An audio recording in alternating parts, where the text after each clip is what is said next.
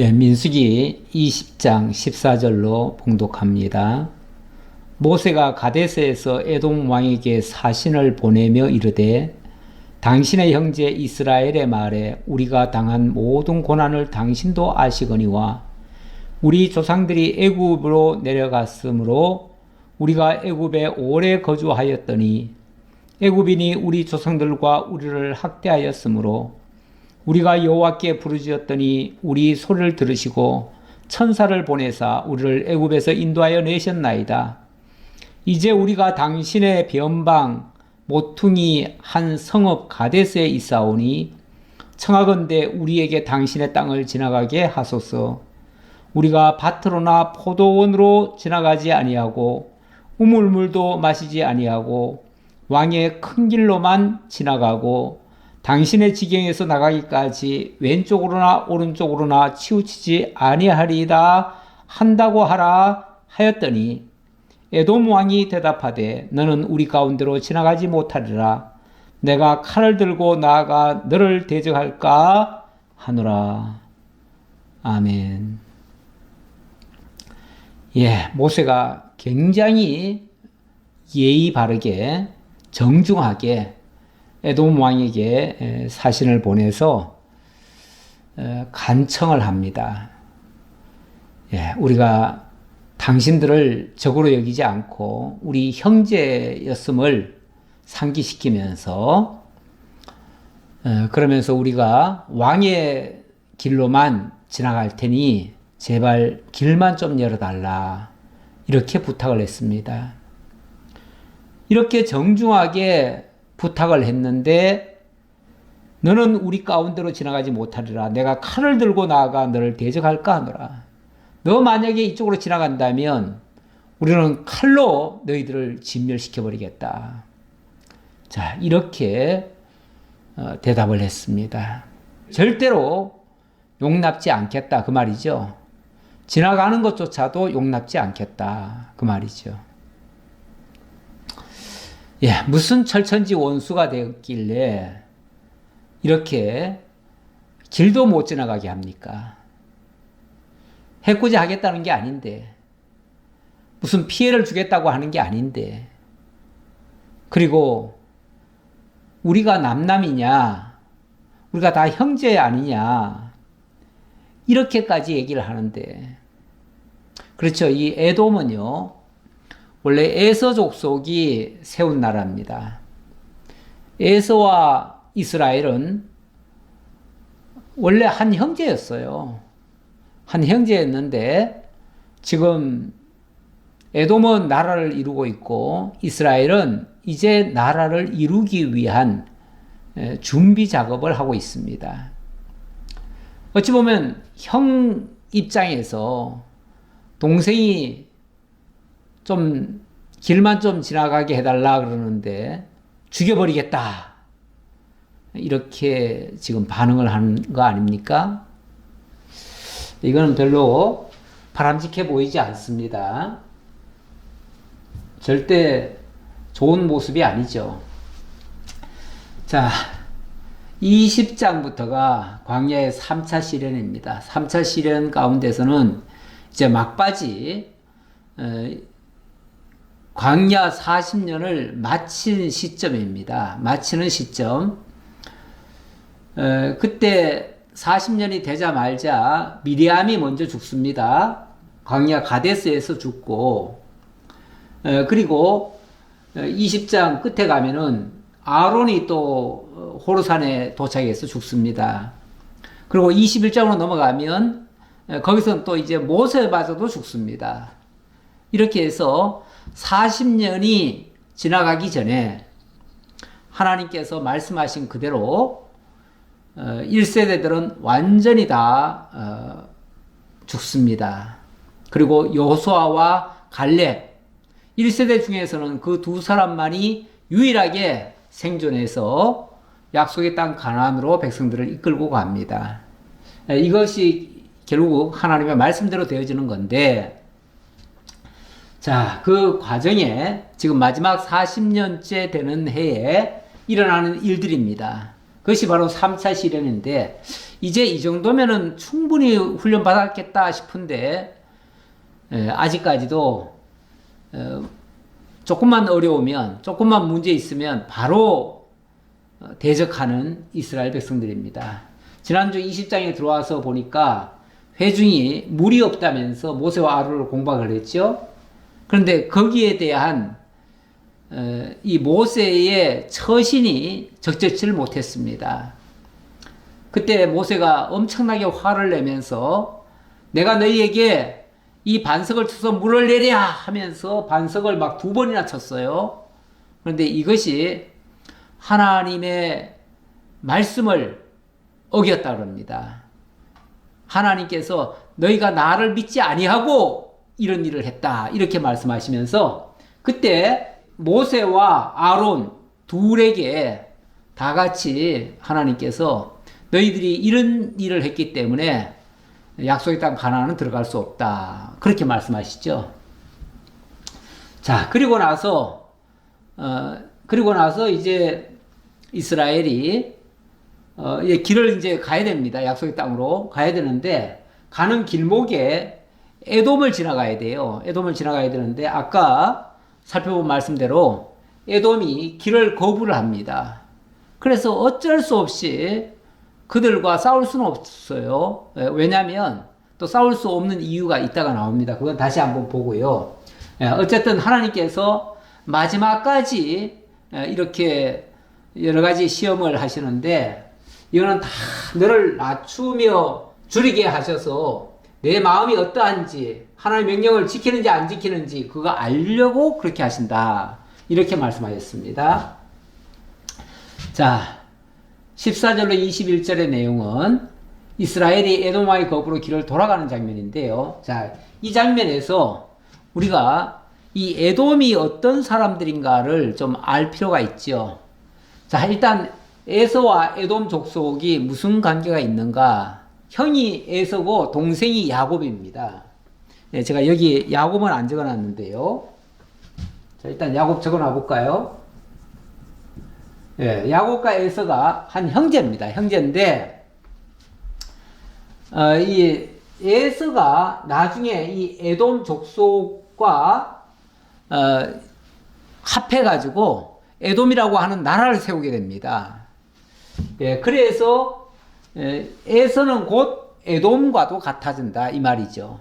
원래는 야곱의 형제였는데 이삭의 아들이고 야곱의 형제였는데 나중에는 완전히 이방인화 되어지는 거죠. 어찌 보면 이스라엘에서 나가버린 그런 케이스가 되는 거예요. 근데 그렇게 되는 계기가 있습니다. 원래 야곱과 에서는 함께 자랐죠. 그런데 아버지 이삭이 이제 죽을 때가 돼가지고 이 에서로부터 별미를 먹고 그리고 마음껏 축복해주고 싶어서 어느 날은 이제 마치 유언하듯이 그 아들에게 말을 합니다. 내가 이제 곧 죽을 날이 가까이 왔는데 너에게 축복하려고 한다. 그러니 너는 오늘 가서 사냥을 해와서 나에게 별미를 해다오. 내가 먹고 싶은 거 좀 해다오. 그러면 내가 그거 먹고 기분 좋은 상태에서 너에게 마음껏 축복하겠다. 이렇게 얘기를 했어요. 근데 그 소식을 어머니 리브가가 들었잖아요. 듣고는 그 리브가가 사랑하는 아들이 바로 야곱이었습니다. 왜냐하면 야곱은 늘 어머니 곁에서 어머니의 교육을 받았어요. 자, 그랬는데 그날따라 이 에서가 굉장히 정말 아버지에게 잘 보이고 싶어서, 왜냐하면 아버지가 특명을 했으니까, 내가 축복해 주겠다고 했으니까, 그래서 아버지를 잘 대접해 드리려고 아마 사냥을 하러 멀리 나갔던가 봐요. 그래서 사냥을 해가지고 오는데 상당히 좀 늦게 왔어요. 그러니까 배가 엄청 고플 거 아니겠어요? 근데 그때에 야곱이 팥죽을 써놓습니다. 아주 에서가 좋아할 만한 것을 써놨지요. 그랬더니 대뜸 한다는 소리가 야, 그거 좀 먹고 싶다. 그러니까 이거 먹으려면은 형의 장자 명분을 나한테 파시오. 이렇게 얘기했어요. 그랬더니 그래, 네가 가져가라. 그리고는 그 장자의 명분을 팥죽 한 그릇에 바꿔 먹어버렸어요. 이거를 뭐라고 그러냐면, 예, 야곱에게 이르되 내가 피곤하니 그 붉은 것을 내가 먹게 하라 한지라. 그러므로 에서의 별명은 에돔이더라. 이 에돔이라는 말 자체가 붉다라는 뜻이에요. 붉다라는 뜻인데 아마 이 사람의 모습도 아마 붉지 않았을까 싶어요. 그리고 또 팥죽을 또 좋아하기도 했고, 그리고 또 뭐 이 들판을 늘 뛰어다녔기 때문에 그래서 얼굴도 많이 타고 그래서 아마 그렇지 않을까 싶은데 어쨌든 별명이 에돔이었대요.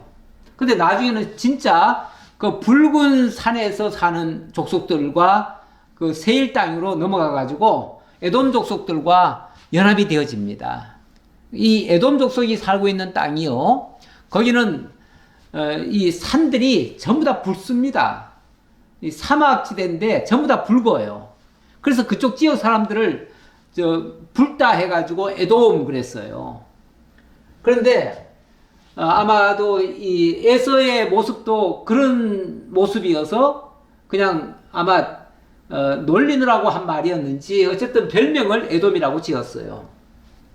그런데 나중에 자기가 속았다는 사실을 알았잖아요. 그래서 이삭에게 축복해달라고 요청을 했더니 이삭이 뭐라고 그럽니까?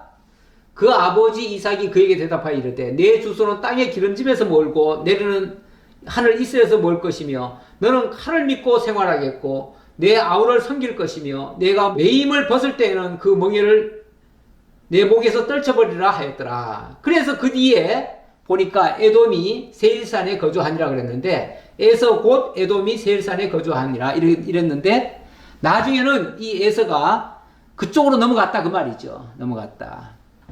그래서 그 축복, 그 이삭이 어찌보면 이건 축복이 아니죠. 축복해달라고 했는데 저주를 해줬어요.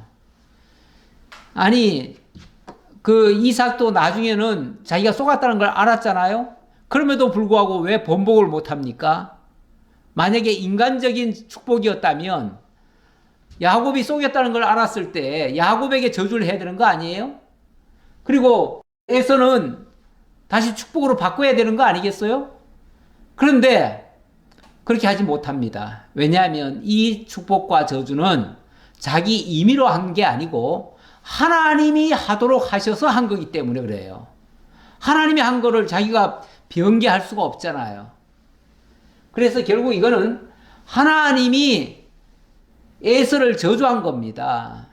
나중에 말라기에 보면은 이렇게 말합니다. 내가 야곱은 사랑하였고 에서는 미워했다. 이런 말씀이 있어요. 그리고 히브리서에 보면 이 에서는 그 팥죽 한 그릇에 장자의 명분을 판 아주 망령된 사람이다. 이렇게 얘기를 합니다. 망령된 자라고 얘기를 해요. 그러니까 이게 굉장히 악한 거였다 그 말이죠. 하나님의 말씀보다 이 세상적 가치, 이 물질적 가치를 더 중시하는 모습이 바로 망령된 모습이고 그게 하나님의 저주를 받은 자의 모습과도 같다. 그런 의미예요. 오늘날로 이해를 하자면 그렇다는 거죠. 바로 이런 에서 족속이 사는 나라. 근데 육적으로 보면 에돔은 이미 그때부터 에서가 이쪽으로 세일산에 거주하면서부터 이미 나라를 세웠거든요. 그쪽을 정복하고 그랬는데 야곱의 후손들은 400년이 지나도록 아직까지 나라를 구성을 못하고 있어요. 나라를 구성하려면 땅이 있어야 되는데 백성이 마련됐어요. 그렇지만 아직 땅을 확보를 못했어요. 그리고 이스라엘은 실질적인 왕이 없어요. 그러니까 아직 나라를 구성 못한 거죠. 나라가 되려면 3요소가 있어야 되잖아요. 국민, 국토, 국권이 있어야 되는데 아직 백성만 지금 만들어졌지 땅도 아직 확보 못했어요. 아직까지 나그네예요. 그런데 에돔은 벌써 큰 나라를 이루고 있잖아요. 육적으로 말하면 에돔 족속이 훨씬 더 잘 되고 언약 자손들은 지금 뭐 아직까지 땅도 못 찾아가지고 비슬비슬하고 있어요. 세상적인 기준으로 보면요, 언약 자손들보다 하나님을 믿지 않는 자들이 훨씬 더 잘 될 수도 있습니다. 어찌 보면 그런 모습과도 비슷해요. 그런데 이스라엘 민족은 여기저기 쫓겨다니고 어디 한 군데 정착도 못하고 아무 데도 아무 누구도 반겨주지 아니하고 그렇습니다. 자, 14절 다시 볼게요. 모세가 가데스에서 에돔 왕에게 사신을 보내며 이르되 당신의 형제 이스라엘의 말에, 당신의 형제 이스라엘의 말에, 이렇게 얘기를 하죠. 예, 우리는 형제입니다, 이 말이죠. 우리는 형제입니다. 옛날부터 우리는 형제였습니다. 그렇죠? 더 거슬러 올라가 보면 형제가 맞지요. 나중에 보면요, 신명기에 보면 너는 또 백성에게 명령하여 이르기를 너희는 세일에 거주하는 너희 동족 에서의 자손이 사는 지역으로 지날진대 그들이 너희를 두려워하리니 너희는 스스로 깊이 삼가고 그들과 다투지 말라.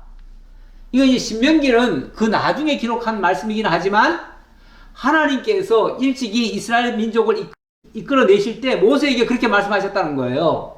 너희들 절대로 에돔 족속하고 싸우지 말아라. 왜냐하면 그들은 너희 동족이다. 너희 형제다, 그 말이죠. 아무리 미워도, 아무리 그들이 반대해도 그들은 형제야. 형제니까 그들과는 싸우지 마라. 이렇게 얘기했다는 거예요. 그리고 그들의 땅은 한 발자국도 너희에게 주지 아니하리니 이는 내가 세일산을 에서에게 기업으로 주었음이라. 이 세일산은 하나님이 에서에게 줬대요. 그러니까 이 땅은 너희들이 넘보지 말고 그 땅은 조금 더 취할 생각하지 말아라.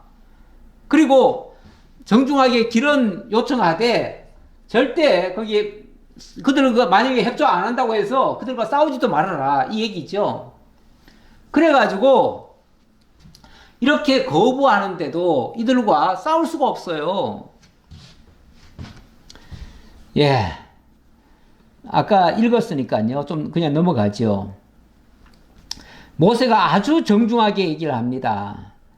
17절 보니까 청하건대 우리에게 당신의 땅을 지나가게 하소서. 우리가 밭으로나 포도원으로 지나가지 아니하고 우물물도 마시지 아니하고 왕의 큰 길로만 지나가고, 이렇게 얘기를 합니다. 왕의 큰 길로만 지나가겠다, 이 말도 우리 지도를 한번 잠깐 봐야 되겠네요. 예, 여기 지도를 보시면은 지금 이 길이 있죠. 이게 길입니다. 이게 길인데 이 길이 뭐냐면 이게 왕의 길이에요. 왕의 대로라고 그래요. 왕의 대로. 근데 여기가 다 에돔 땅인데 이스라엘 민족이 지금 어디 살고 있냐면 여기 있어요. 여기 가데스 바네아라고 그러죠. 가데스 바네아. 가데스 바네아도 사실은 에돔의 이 접경 지역이에요. 접경 지역인데 여기쯤에 있는데 여기서 이쪽으로 가려고 합니다. 이쪽으로 가려고 하니까 길만 좀 내주십시오, 그 얘기 한 거예요. 요게 지금 여기 파란 선이 뭐냐면 이게 왕의 대로고, 왕의 대로란 말은 아주 굉장히 큰 길이라 그 말이죠. 이 길은 지금으로 말하면 고속도로예요. 고속도로와 같아요. 그렇기 때문에 이 길은 뭐 그냥 지나가기만 하면 돼요. 길만 지나가면 돼요.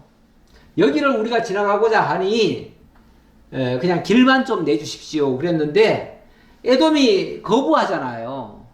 거부하니까 결국은 이쪽으로 가지를 못하고 이쪽으로 이렇게 내려와 가지고 다시 홍해까지 내려왔다가 이 에돔 바깥길로 해서 이렇게 돌아가는 거죠. 그러니까 얼마나 힘들겠어요. 많이 힘들죠. 그래도 어쨌든 싸우지 말라고 해서 싸울 수가 없다는 거죠. 예. 싸울 수가 없어요. 예. 18절 다시 읽죠. 에돔 왕이 대답하되 너는 우리 가운데로 지나가지 못하리라. 내가 칼을 들고 나아가 너를 대적할까 하노라. 이스라엘 자손이 이르되 우리가 큰 길로만 지나가겠고 우리나 우리 짐승이 당신의 물을 마시면 그 값을 낼 것이라. 우리가 도보로 지나갈 뿐인즉 아무 일도 없으리이다 하나 그는 이르되 너는 지나가지 못하리라 하고 에돔 왕이 많은 백성을 거느리고 나와서 강한 손으로 막으니 에돔 왕이 이같이 이스라엘이 그의 영토로 지나가볼 용납지 아니하므로 이스라엘이 그들에게서 돌이키니라. 포기했다 그 말이죠. 아까 그리로 가던 그를 포기해버렸어요. 모세가 신명기에서 이야기한 것처럼 신명기는 과거를 해고하면서 하는 말 아닙니까? 그러니까 그때 이런 일이 있었다라고 얘기하는 건데 그때 모세가 깨끗하게 포기를 했다는 거예요. 네. 그러니까 이제 쉽게 갈 수 있는 길이 어렵게 가게 되는 겁니다. 근데 이렇게 일이 어려워지면요, 또 원망 불평들이 나오기 시작합니다. 어쩌면 이것도 하나님께서 또 그들로 하여금 원망하게 해서 그들을 정비하기 위한 그러한 섭리일 수 있습니다. 22절입니다. 자, 22절로 29절까지 회중이 호르산에 이르렀을 때 아론이 죽는 장면입니다. 이스라엘 자손 곧 온 회중이 가데스를 떠나 호르산에 이르렀더니 여호와께서 에돔 땅 변경 호르산에서 모세와 아론에게 말씀하시니라. 이르시되 아론은 그 조상들에게로 돌아가고 내가 이스라엘 자손에게 준 땅에는 들어가지 못하리니 이는 너희가 무리바물에서 내 말을 거역한 까닭이니라. 하나님께서 아론에게 아주 혹독한 말씀을 하시네요. 너희는 들어갈 수 없다. 들어갈 수 없다. 그 말이죠. 그러면서 그때 사실은 그 반석을 친 사람은 모세였잖아요. 그럼 모세만 못 들어간다고 그래야 되는데 왜 아론까지 같이 그럴까요? 어찌 보면 모세와 아론은 함께 사역을 했습니다. 모세의 대변인이 쉽게 말하면 아론이에요. 그리고 모세에게 또 하나님의 말씀을 알려주고 들려주는 자도 또 아론일 수 있어요. 어찌 보면 모세와 아론은 한 세트인 거예요. 하나님의 명령을 받고 그 명령을 따라서 집행에 옮기는 같이 일을 하는 자예요. 동력자예요. 쉽게 말하면 동력자. 동력자인데 사실 모세가 그 반석을 2번 쳤다 그러면은 아론도 잘못한 거예요. 옆에서. 왜냐하면 아론이 정확히 하나님의 뜻을 제대로 전달을 안 했을 수 있고요. 제대로 못 전했을 수가 있어요. 그리고 이 제사장은 늘 하나님과 교통하는 자이기 때문에 하나님의 뜻을 누구보다도 먼저 알거든요. 그러면은 2번을 치면 안 된다는 것을 일러줬어야지요. 일러줬어야 되는데 그걸 안 했다 그 말이에요. 공동 책임인 거예요. 공동 책임. 그래서 함께 약속의 땅 가나안은 들어갈 수 없다라고 말한 겁니다. 자, 그러면서 너는 아론과 그의 아들 엘르아살을 데리고 호르산에 올라 아론의 옷을 벗겨 그의 아들 엘르아살에게 입히라. 아론은 거기서 죽어 그 조상에게로 돌아가리라. 우리 하나님 아주 냉정하게 말씀하십니다. 너는 아론과 엘르아살, 아론의 아들이죠. 아론의 아들 엘르아살을 데리고 함께 호르산으로 올라와라. 거기서 아론은 죽을 것이고 너는 엘르아살에게 기름을 부어서 아론을 대신해서 대제사장이 되게 해라. 그 말이죠. 어찌 보면 모세가 아론보다는 조금 더 삽니다. 아마도 정확히는 모르겠지만은 한 6개월 정도 더 사는 것 같아요. 왜냐하면 이게 호르산에서 나중에 느보산까지 가야 되거든요. 가는 길이 그 정도 걸립니다.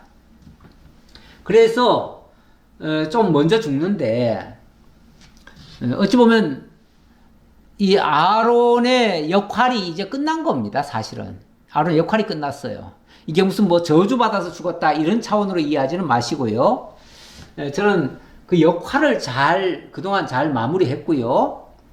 그리고 그 역할이 끝나니까 흔히 그렇게 얘기하죠. 우리가 사명이 있는 한 죽지 않는다. 그러나 사명이 맞춰지면 하나님께서 부르신다. 그래서 하나님이 부르신다고 하면 내 사명은 여기까지다 라고 이해하면 맞습니다.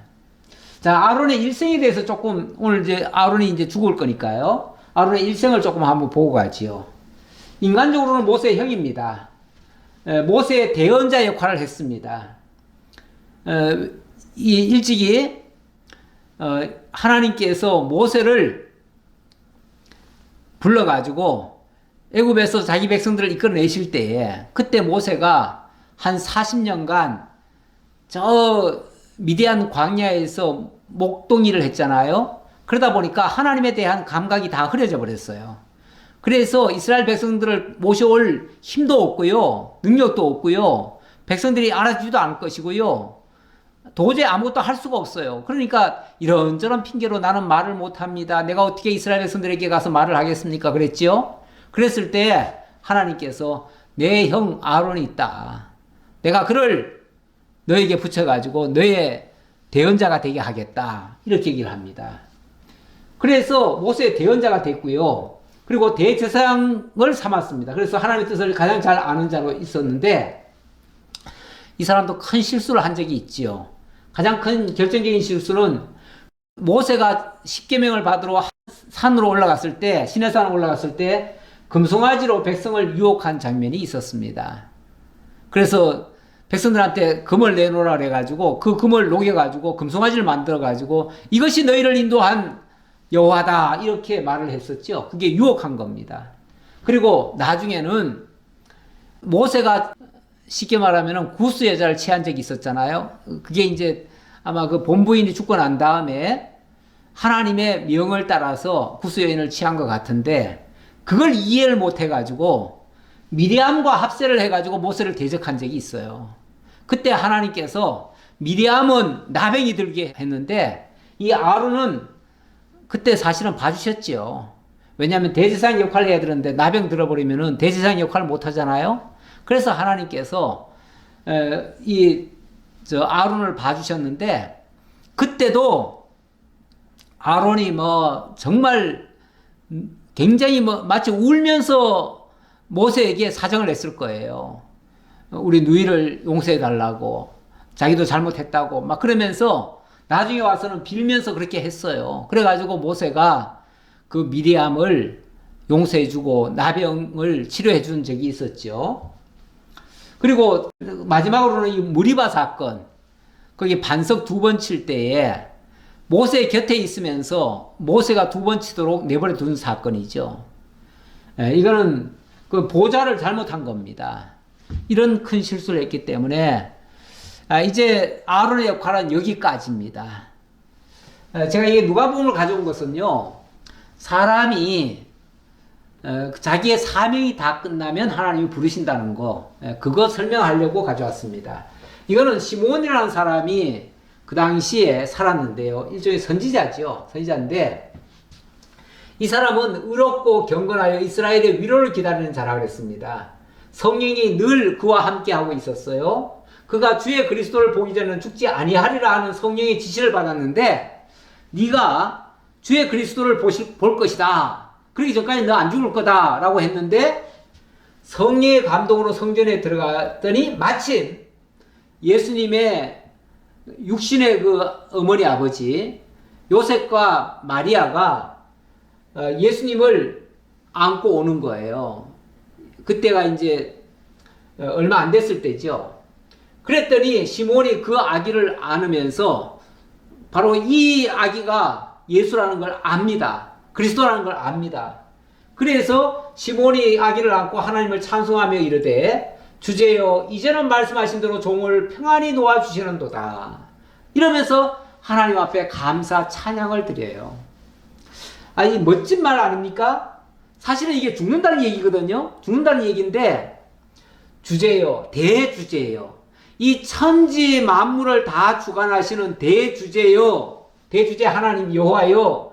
이제는 말씀하신 대로 종을 평안히 놓아주시니 고맙습니다. 그 얘기죠. 우리가 언젠가는 우리가 다 하나님이 부르십니다. 그러면 하나님 앞에 가야 됩니다. 가야 되는데 안 가겠다고 막 몸부림치면서 그러면서 하나님 살려달라고 막 아우성을 치고 하나님 죽지 않게 해달라고 막 때를 쓰고 이러면은 하나님의 입장이 난처할 것 같아요. 내가 너를 천국에 데려다가 너와 함께 영원히 같이 살겠다 하는데 그게 싫다고 지금 그러는 거 아니겠어요? 이거는 천국을 소망하는 자의 모습이 아니죠. 천국을 소망하는 자라면은 물론 자기 임의로 갈 수는 없겠지만 그러나 하나님이 부르시면은 기꺼이 기쁜 마음으로 가야 되는데 사실은 그때는 이 세상의 모든 고생과 질병과 모든 고통 이런 것들을 다 내려놓는 거 아니겠어요? 그리고 평안히 정말 하나님의 부르심에 이제 응하는 거 아니겠어요? 그러니까 주제요 이제는 말씀하신 대로 종을 평안히 놓아주시니 감사합니다. 정말 주님 앞에 갈 때는요 감사함으로 하나님 찬양하면서 영광 돌리면서 이렇게 가는 것이 맞겠지요. 그게 정말 믿는 자의 아름다운 결말이죠. 네, 이 말씀 속에서는 사명이 있을 동안은 하나님이 안 데려가십니다. 근데 사명이 끝나니까 하나님이 데려가셨다라는 이야기 하고 싶어서 이 말씀을 드렸어요. 아론도 어찌 보면 자기 사명이 끝나서 하나님이 이제 바톤 터치를 하는 거예요. 바톤 터치를 해서 누굽니까? 아들 엘르아살에게 제사장직을 물려주고 그는 정말 하나님의 부르심을 받는 거죠. 이렇게 해서 모세가 아론의 옷을 벗겨 그의 아들 엘르아살에게 입히매 아론이 그 산 꼭대기에서 죽으니라. 모세와 엘르아살이 산에서 내려오니 곧 회중 곧 이스라엘 온 족속이 아론이 죽은 것을 보고 그를 위하여 30일 동안 애곡하였더라. 뭐 인간적으로는 그동안 지도자가 자기들을 인도하던 지도자가 죽었으니 당연히 슬프지요. 백성들 입장에서는 슬픈 것이 맞습니다. 왜냐하면 이제는 자기들을 그동안 이끌어주던 그 지도자가 없어졌으니까요. 슬픈 게 맞지요. 그러나 그 당사자 입장에서는 정말 평안에 들어간 거 아니겠어요? 평안에 들어갔으니까 한편으로는 그 당사자 입장에서는 정말 하나님 앞에 감사하고 찬양하고 영광 돌릴 일이에요. 그렇다고 백성이 막 기뻐 날뛰면 안 되죠. 사람이 죽었는데 기뻐 날뛴다는 건 말이 안 되는 거죠. 가끔 우리 기독교인들이 착각할 때가 있어요. 뭐 우리가 천국 간다고 하니까 죽는 것을 뭐 더 좋아해가지고 죽었으니까 이제 뭐 잔치해야 되지 않느냐 이렇게 생각하는데 그건 아니죠. 살아있는 자로서는 그의 죽음이 많은 아픔을 가져다 주죠. 원래 고통은 살아있는 자의 몫입니다. 죽은 자는 평안에 들어간 거예요. 그런 것은 알고 하나님 앞에는 우리도 그 죽음을 통해서 먼저 선배가 믿음의 선배가 하나님 앞에 가는 모습을 보면서 우리도 정말 잘 살고 하나님의 부르심에 잘 응해야 되겠다라고 하는 이런 다짐을 하는 것이 좋겠지요. 그런 교훈을 우리들에게 남겨주겠지요. 자, 21장이 되겠습니다. 21장. 자, 21장부터는 백성의 원망과 시련의 장면인데 백성들이 원망하다가 그것 때문에 많은 시련을 겪게 된다 그 얘기예요. 자, 20장에서는 물 때문에 원망을 했잖아요. 물. 장소가 옮겨지니까 물이 없어요. 물이 없다고 원망했다가 모세까지도 잠깐 화가 나가지고 그걸 쳤잖아요. 치는 바람에 2번이나 치는 바람에 모세도 아주 혼이 났는데 자 이번에는 그거하고 좀 다르죠. 이번에는 에돔이 길을 내주지 않는 바람에 그래서 길을 우회를 하게 됩니다. 우회하는 것 때문에 백성들이 또 힘들어졌죠. 맞아요. 세상이 우리에게 길을 안 열어주면 우리가 힘들어요. 힘든 건 사실인데 그렇다고 그게 또 원망거립니까? 자, 21장 1절로 3절 보겠습니다. 네겝에 거주하는 가나안 사람 곧 아라스의 왕이 이스라엘이 아다림길로 온다함을 듣고 이스라엘을 쳐서 그중 몇 사람을 사로잡은지라.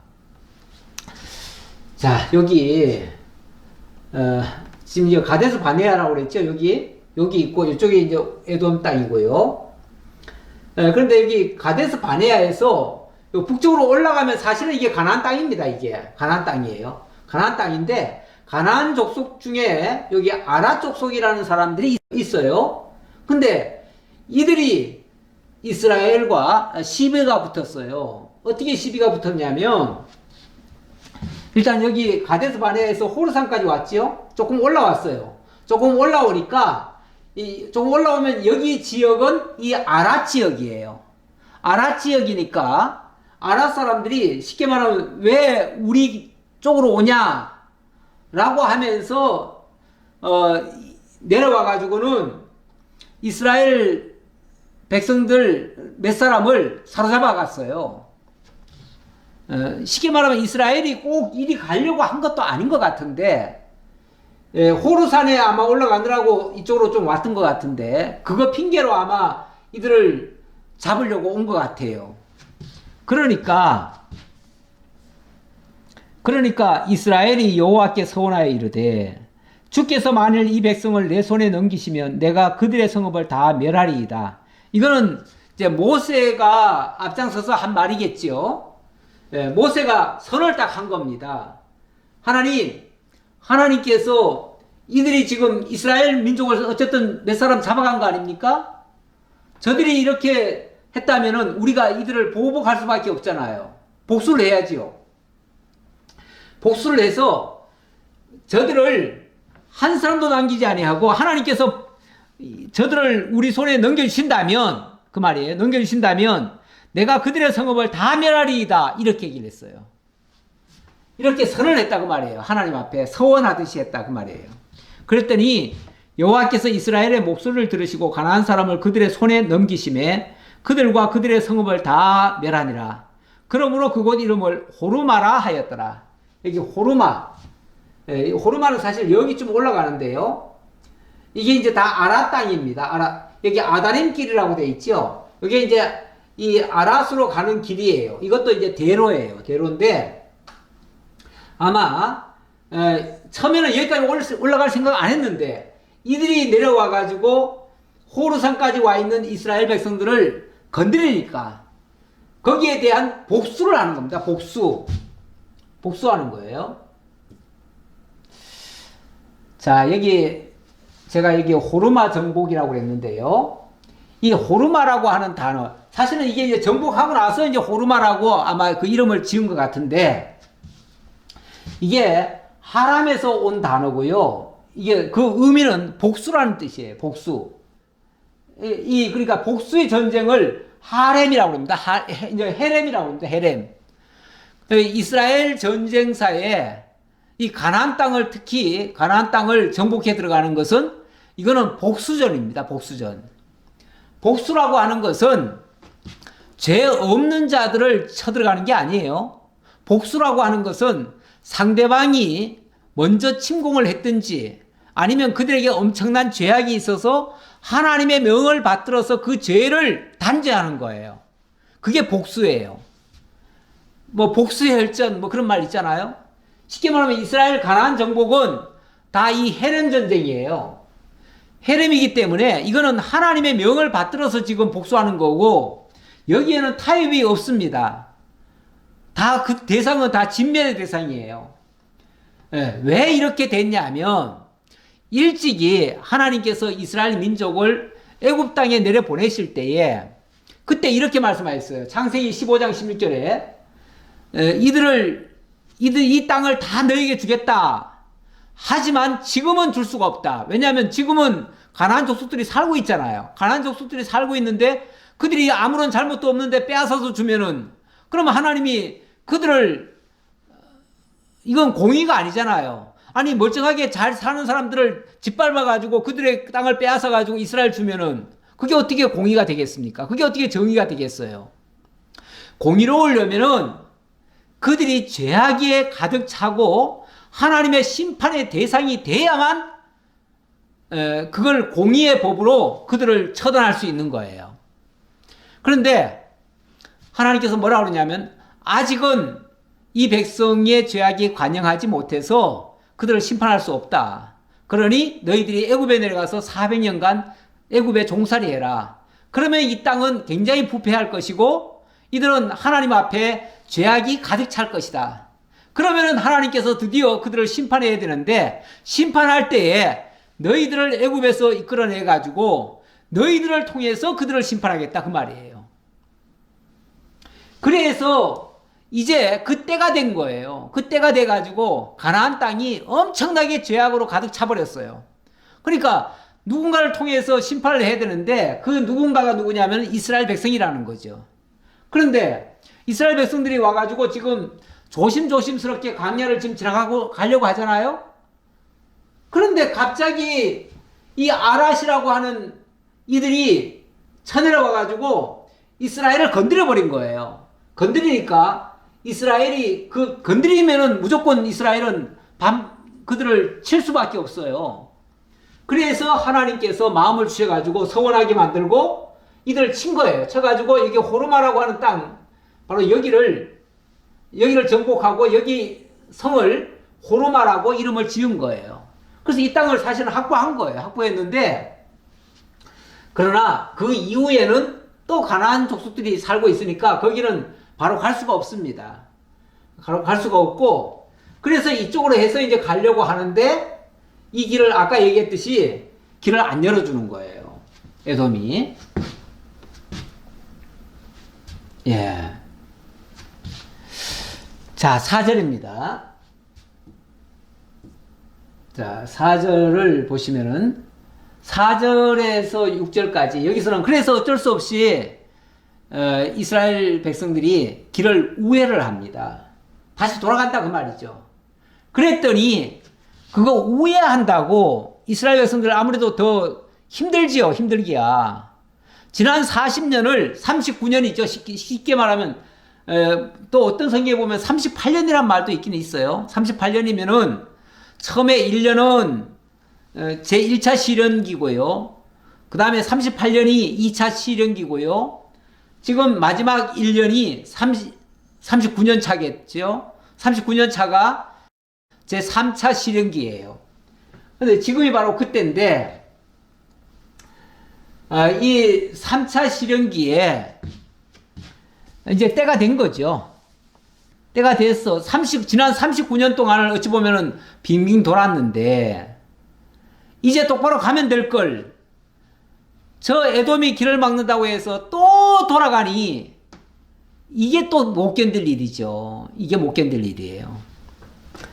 그래서 4절, 백성이 호르산에서 출발하여 홍해길을 따라 에돔 땅을 우회하려 하였다가 길로 말미암아 백성의 마음이 상하니라. 백성의 마음이 상했대요. 너무너무 속상했다는 거죠.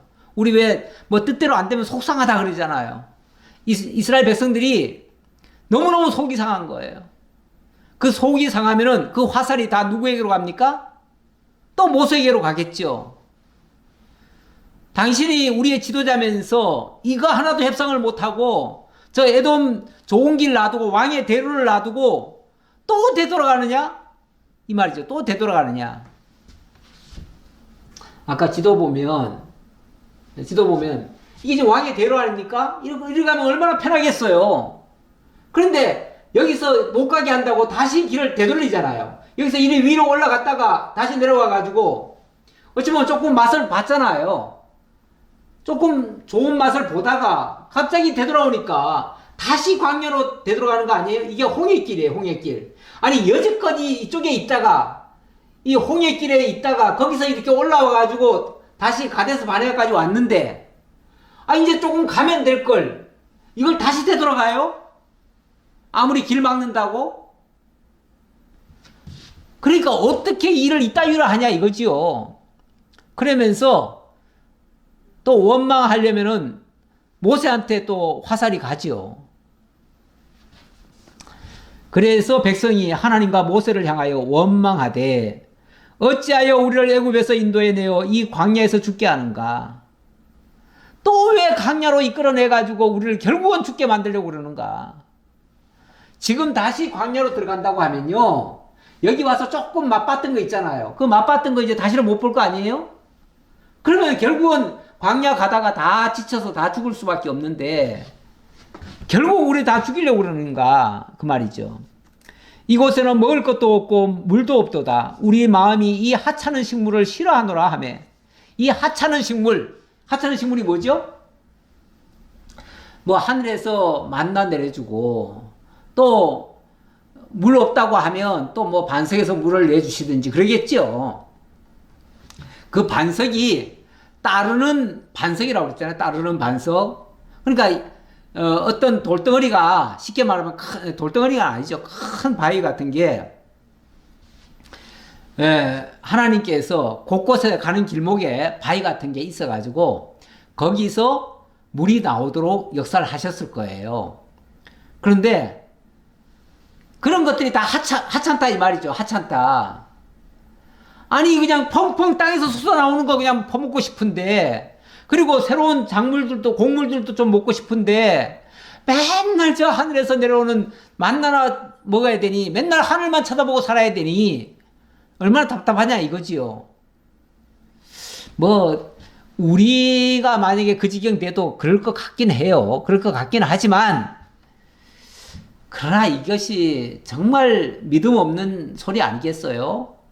진짜 하나님을 알면 이럴 수가 없잖아요. 하나님이 얼마나 많이 보이셨는데 또 이렇게 하네요. 또 이렇게. 그러니 인간이요, 본성적으로 참 악해요. 본성적으로. 뭐 어떤 사람들은 성선설 해가지고 태어나면서부터 원래는 착했는데 악한 세상 살다 보니 악하게 변했다, 이렇게 말씀하시는 분도 있는데 그렇지 않아요. 아담의 타락 이후 온 인류는 아예 그냥 악을 가지고 태어나요. 악을 가지고. 그래서 정말 하나님의 말씀으로 새롭게 변화받지 않으면은 그 악성이 계속 튀어나와요. 조금만 말씀에 주의를 안 기울이면 또 악성이 튀어나와요. 그래서 이번에는 막 여호와까지 원망했다 그러잖아요. 하나님도 해도 너무 하십니다. 어떻게 결국 우리를 다 죽이려고 이러십니까? 모세만 원망하다가 이제는 막 하나님까지 원망하네요. 이제 갈 때까지 가는 거예요. 왜 원망 또 할까요? 아직 심판받을 자들이 좀 더 남아서 그런 것 같아요. 예. 어찌 보면 1세대들이 원망하다가 그들이 죽고 2세대들에게 그것이 하나의 또 교훈이 될 거예요. 어쩌면 2세대들에게 이렇게 원망하면 죽는다는 거 보여주려고 그랬을 수도 있어요. 그래서 여호와께서 불뱀들을 백성 중에 보내어 백성을 물게 하심으로 이스라엘 백성 중에 죽은 자가 많은지라. 하나님이 이번에는 바로 그들을 진노하셨네요. 진노해서 어떻게 해요? 바로 불뱀을 보여줬어요. 불뱀. 네, 불뱀. 이 불뱀이라고 하는 것은 그 광야에 어떤 뭐 붉은 반점 같은 것이 있는 그런 뱀이라고 그래요. 굉장히 맹독성이 있는 뱀이래요. 진짜 뱀이에요. 진짜 뱀. 원래 사막은요, 사막의 정갈이나 또 불뱀이나 이런 것들이 아주 독해요. 원래 사막에 있는 것들은 다 독해요. 그만큼 아주 악한 환경이기 때문에 모든 것들도 다 독종이 되는 것 같아요. 예. 근데 어쨌든 이거는 진짜 맹독성 뱀을 가졌기 때문에, 맹독성 뱀이기 때문에 진짜 물면 사람이 죽어요. 그래서 실제로 그 불뱀에 물려 죽은 사람이 많아요. 안 그래도 광야 가기 싫은데 그 광야로 들어가자마자 그냥 불뱀에 물려가지고 죽는 사람들이 생겨버렸으니 얼마나 싫겠어요. 얼마나. 그랬더니 백성이 모세에게 말하여 이르되 우리가 여호와와 당신을 향하여 원망함으로 범죄하였사오니 여호와께 기도하여 이 뱀들을 우리에게서 떠나게 하소서. 모세가 백성을 위하여 기도하매. 참 어찌 보면 좀 뻔뻔하네요. 금방 와고 원망하다가 죽을 지경 되니까 또 우리를 용서해 주시고 또 살려주세요 이렇게 하네요. 또 그 소리를 모세는 또 다 듣고 조금 전까지 자기를 막 원망했음에도 불구하고 그들을 책망하지 아니하고 알았다. 내가 하나님께 기도할게. 그러면서 또 중보 기도를 해주네요. 그래가지고 백성들을 살리는데 중보 기도하면서 여호와께서 모세에게 이르시되 불뱀을 만들어 장대 위에 매달아라. 물린 자마다 그것을 보면 살리라. 모세가 놋뱀을 만들어 장대 위에 다니 뱀에게 물린 자가 놋뱀을 쳐다본 즉 모두 살더라. 하나님께서 야, 너 저 뱀을 놋으로 만들어 가지고 장대 위에다가 걸어놔라. 그리고 백성들을 보고 그거 쳐다보라 그래라. 뱀에 물렸더라도 그것만 쳐다보라 그래라. 그러면 살리라 그랬어요. 그래서 실제로 모세가 급하게 놋으로 뱀을 만들어 가지고 그 나무 위에다가 매달아 놨지요. 그랬더니 그걸 보는 순간 사람들이 죽어가던 사람들이 다 살아나요. 놀라운 또 표적을 보여준 거죠. 이게 무엇인가? 무슨 의미인가? 예, 일단은 불뱀이라고 하는 건 진짜 뱀 맞지요? 독 있는 거 아주 나쁜 거죠. 근데 그게 놋뱀이라고 하는 것은 어찌 보면 그 저주를 그것이 또 나무에 달렸잖아요. 그러니까 뱀이 나무에 달렸다는 것은 저주를 받았다는 얘기예요. 그 저주를 거치고 나니까 새로운 것이 되는 거죠. 이거는 생명으로 바뀌어져요. 그래서 저주는 죽음으로 가게 했는데 그것이 생명으로 살리는 것으로 바뀌어져요. 이게 바로 장차 십자가를 예표하고 있습니다. 그래서 나중에 우리 주 예수님께서 십자가의 저주로 백성의 저주를 대신 받으시기 위해서 거기에 매달리시잖아요. 근데 그 십자가를 보는 자마다 다 살게 되지요. 그래서 십자가는 저주의 상징이긴 하지만 실제로는 생명을 살리는 그런 표지예요. 그런 표지. 예, 오늘날 교회마다 사실은 십자가를 교회 표지로 세워놓습니다. 세워놓는데 십자가 그 자체는 분명히 이건 저주입니다. 저주의 상징이에요. 근데 그 저주를, 그 십자가를 우리가 교회에서 막 전하잖아요. 십자가를 전하고 그 십자가를 믿는 자들은 구원을 받게 되잖아요. 그러니까 이 십자가가, 그러니까 십자가 자체는 저주의 상징인데 실제로는 생명을 살리는 것으로 바뀌는 거죠. 이렇게 바뀐 것이 쉽게 말하면 놋뱀과 같은 거예요. 이런 의미를 담고 이것을 실제로 그 표지로 삼고 있는 기관들이 있습니다. 기관들이 보면은 세계보건기구, 요즘 코로나 때문에 세계보건기구가 자주 나왔잖아요. 세계보건기구 그 뒤에 보면은 그 마크가 나오는데 그 마크에 보면은 이 나무에 달린 놋뱀이 있습니다. 이 세계인들의 건강을 이 놋뱀이 살린다 그 말이죠. 죽어가는 사람들도 살린다 그런 거고, 요거는 세계의학협회에서 쓰는 그 표인데요.